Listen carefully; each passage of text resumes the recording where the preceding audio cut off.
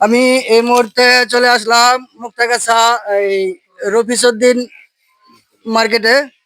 তা এই মার্কেটে এই এমএস এর একজন ভেন্ডর আছে।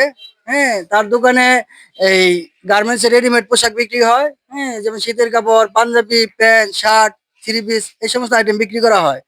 তা উনি এমএস ভেন্ডর হয়েছে। তো ভেন্ডর হওয়ার পর উনি কি সুবিধা পাচ্ছে এবং কেন হয়েছে আমি তা জানতে চাইবো। হুম। তাই আপনারা এতক্ষণ সাথেই থাকবেন, আর যদি ভিডিওটা ভালো লাগে অবশ্যই লাইক কমেন্ট শেয়ার করে দেবেন। হ্যাঁ, যাতে আমরা আরো উৎসাহিত পেলে আমরা এরকম আরো ভিডিও বানাতে হ্যাঁ সাহস পাই। আসসালামু আলাইকুম। আসসালাম। কেমন আছেন? আলহামদুলিল্লাহ ভালো আছি। আচ্ছা, এই যে আপনার দোকানে আমি স্ক্রিনে একটা ফেস্টুন দেখতে পাচ্ছি। হ্যাঁ, তা আপনি আমি স্ক্রিনে ভেন্ডর হয়েছেন মনে হচ্ছে। কেন জি, হয়েছেন?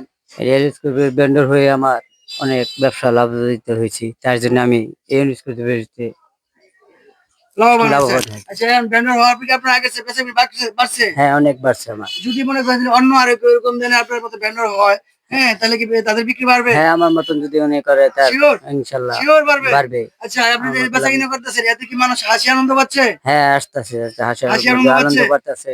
অনেক মানে অনেক এরকম সমাজ মাল যদি আমরা পাওয়া যায়। ছোটখাটো ব্যবসা যদি শুরু করতে পারি সারা হ্যাঁ, দেশে, তাহলে মনে হয় ভালো হবে হ্যাঁ, ইনশাল্লাহ, নাকি? ইনশাল্লাহ ভালো হবে। হ্যাঁ, জি, ছোটখাটো ব্যবসা একদম ভালো হবে। জি। যেটা একজন ছোট ব্যবসায়ের পক্ষে সম্ভব না সেটা মানে অনেক সারা দেশে